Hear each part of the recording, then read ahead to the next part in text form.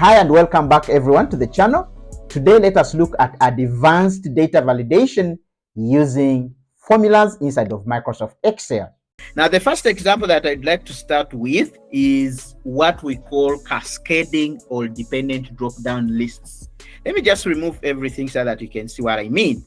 So when I select, for example, Africa as a continent, what I should be able to see here should be only countries from the African continent. I've provided the source of that particular data validation in these two ranges here, column H and column J. Okay, when I select Africa, I'll only see African countries in the next column. Now, if I select, for example, Europe, what should be available here is all countries from Europe. How do we do that?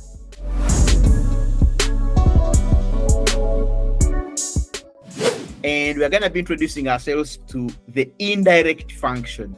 How does the indirect function work? I'll say equals indirect so that we can see what it does. It returns the reference specified by a text string. So what I will do, I will actually highlight this entire range right here and give it a particular name. I can come back to the name box here and say this one is Asia. I hit enter key on the keyboard. Whenever I highlight this block of cells, in the name box, you will see Asia. Similarly, I can do the same for this particular range of cells. I come back to the name box and call this one America. So this range of cells is called America, and this range of cells is called Asia. So how does the indirect function refer to that? Let us assume we have a text here, which we shall call Africa, just as an example. And then I'll say equals indirect. Now, if I point over to this text string here, because I already have a reference that I have created in my workbook called Africa, this indirect function will return the values from that reference. That's how it works. I can select this particular cell and enter on the keyboard. You see, this one will spill all the values from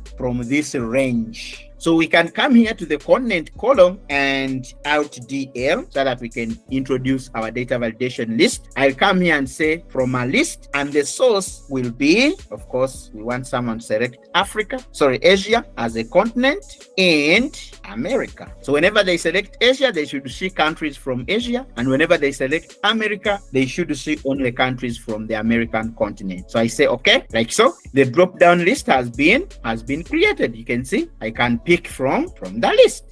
Now, when it comes to using the indirect function, like I did demonstrate how it works, it would be very easy for us to come here and implement the indirect function, because I said if I came here and said equals indirect and then pointed over to this cell address where there is America and closed this indirect function and hit on the keyboard, what is returned here is only countries from America. That's how it simply works. So what you need to do is to copy this formula that we have written here. Just copy, Control C, and then you can highlight this entire range, Alt DL, and then you say from a list. But again, here in the source, you use the indirect function that you have just created like so, and then you hit the OK button. Now let us get rid of whatever is here because it has served the purpose just to give us the formula. Now that we have already pasted that formula inside our data validation, we should expect these values to update. Now let us select any of the continents. I'll go for America. So what I should expect here is only countries from the American continent. Let me do that. You see, I'm only getting countries from America. This is what we call a cascading or a dependent drop-down list. If I picked, for example, Asia, I should see in this next cell only countries from Asia,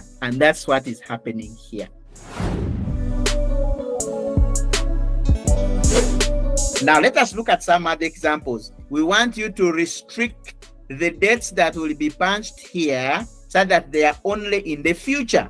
Let me just say equals today and open and close parentheses and hit enter key. See, so I've used the today function here. When I open this file tomorrow, the value that you're seeing here, 20th March 2024 will change. It will now show 21st dynamically. Now, the question we need to ask here is a simple logical question. Is the date that the user is punching here greater than or equals to today? Because we want, consider only dates for that day and beyond. So let us do that. Inside my data validation, Alt DL, I can write this one very fast. I can say custom, and the formula here that I need is, I will say, equals. Is that value that is punched in B2 greater than or equals to today, like so? And say okay. Now let us punch in here. For example, today is 20th of March 2024. This one will accept. Let's say 19th of March 2024. This one will not accept because it is a date that is in the past. Let us write that formula here, maybe for people to understand. We might have written it inside the data validation dialog box and you didn't pick it. I say equals, is this value in B2 greater than or equals to today? Remember, we said that the today function is dynamic. So when you open this file tomorrow, it will read tomorrow's date. If you open it the next day, it will read the next day's date. So when I hit enter key, this one tells me true. This value is very true, that it is greater than or equals to today's date. It's only dates in the future. If I say 21st of March 2024, this one will accept. If I say 5th of May 2024, this one will accept. If I say 1st of January 2024, this one will not accept. Not until I give a date in the future. That's a basic function.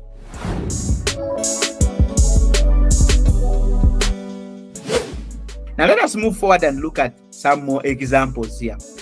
We are saying make sure that the company code, of course, we are talking about this particular column here. So it means that the company code should start with a letter followed by 4 numbers, as it is seen here in this particular example. Now let us move to this task, this particular workbook that says empty, and then we get rid of all the data validations that we might have here so that we can restart this from scratch. All right. Now, the first question that I need to ask myself here is the text string that is punched here equal to 5 characters long? Because they are saying the first character should be a letter and 4 numbers. So in total, they are supposed to be 5. Now I'll have to come and ask that question. Let's say equals len. I point over to the value that we have in C2 and close parenthesis. Hit enter key on the keyboard. This one tells me that the length of the characters that we have in C2 is 5. Now, how do I convert this one into a logical test so that I get either a true or a false? How do I do that? So what I can do, I can simply come over to the function here and ask. I say equals 5. So when I hit enter key, I get a value of true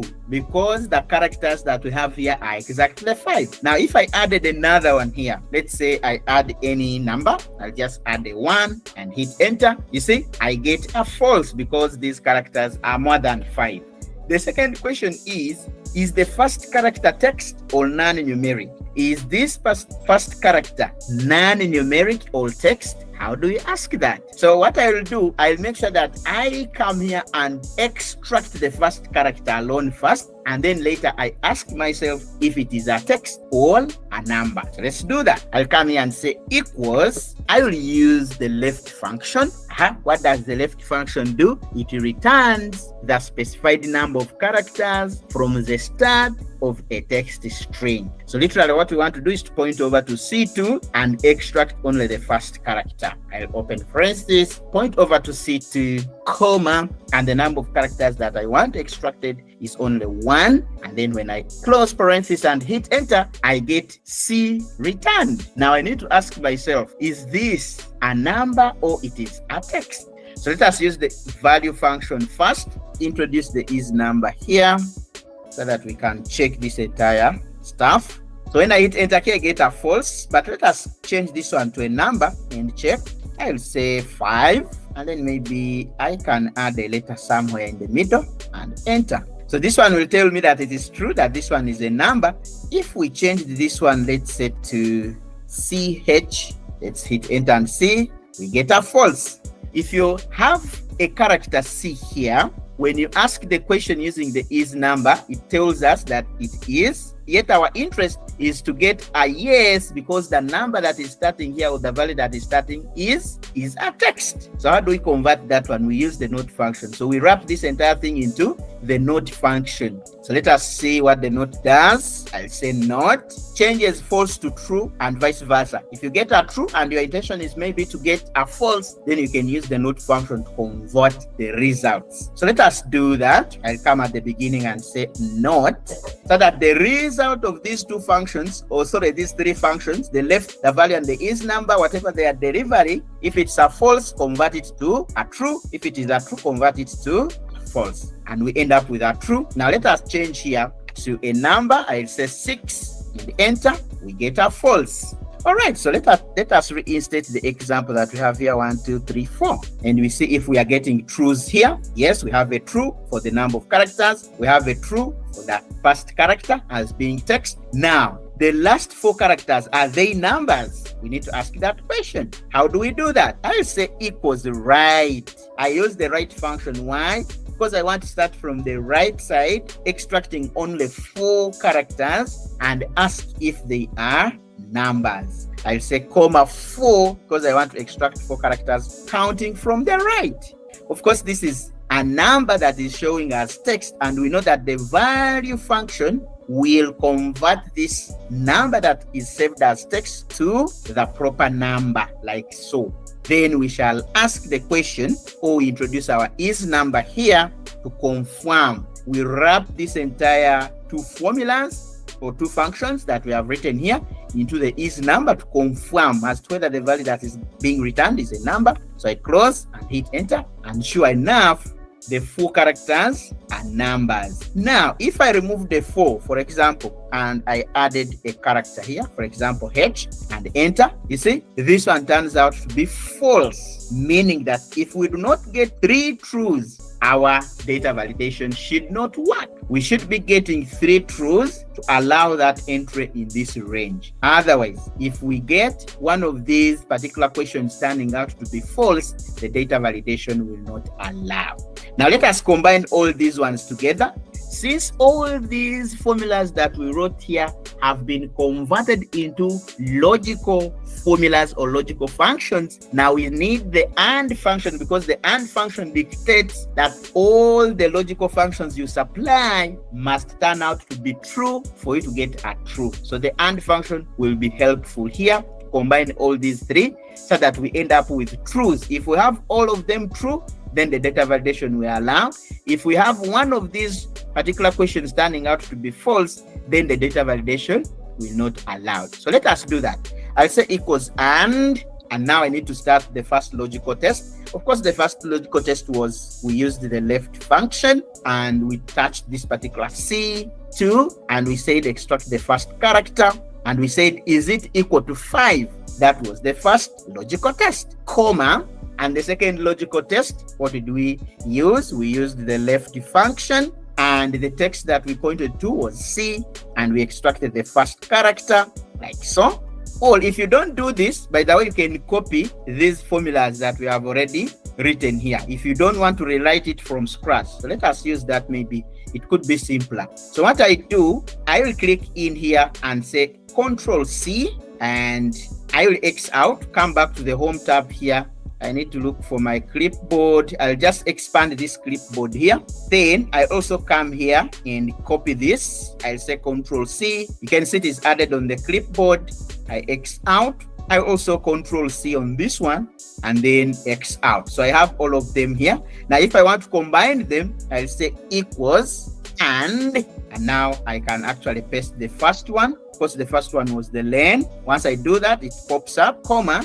And the second one was, I think it was this one here. And I'll say comma. And then the third one is here. I have an equals symbol here that I've left. So I have to remove all the equals here that are in the middle, like so.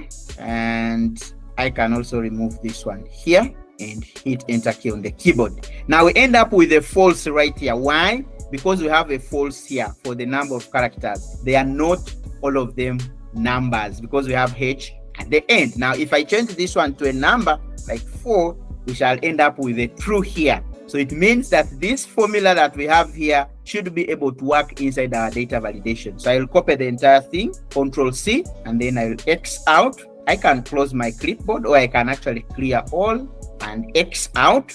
Now I highlight this entire range and make sure that I have removed the value that we have here. I will highlight the entire range, go back to data validation, and then I'll say use a formula, and I paste this gigantic formula here. I believe it has skipped out of the clipboard, but I can copy it one more time.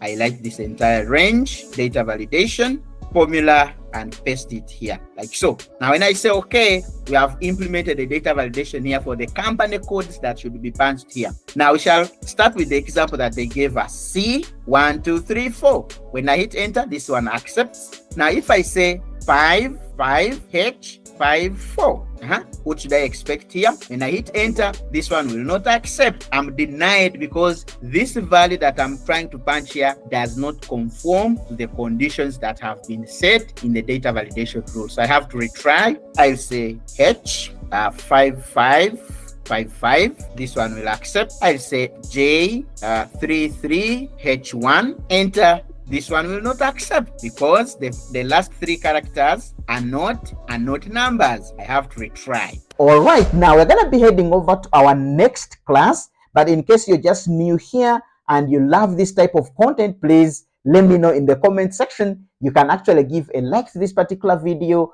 or leave any comment. I'll be glad to connect with you. Now, our next class is on text functions. So watch this video that is showing you right here if you want to go to that particular class, or you can actually watch this particular video that is showing right here if you'd like to take your data analysis skills to the next level. Let's meet in any of these videos. Bye-bye.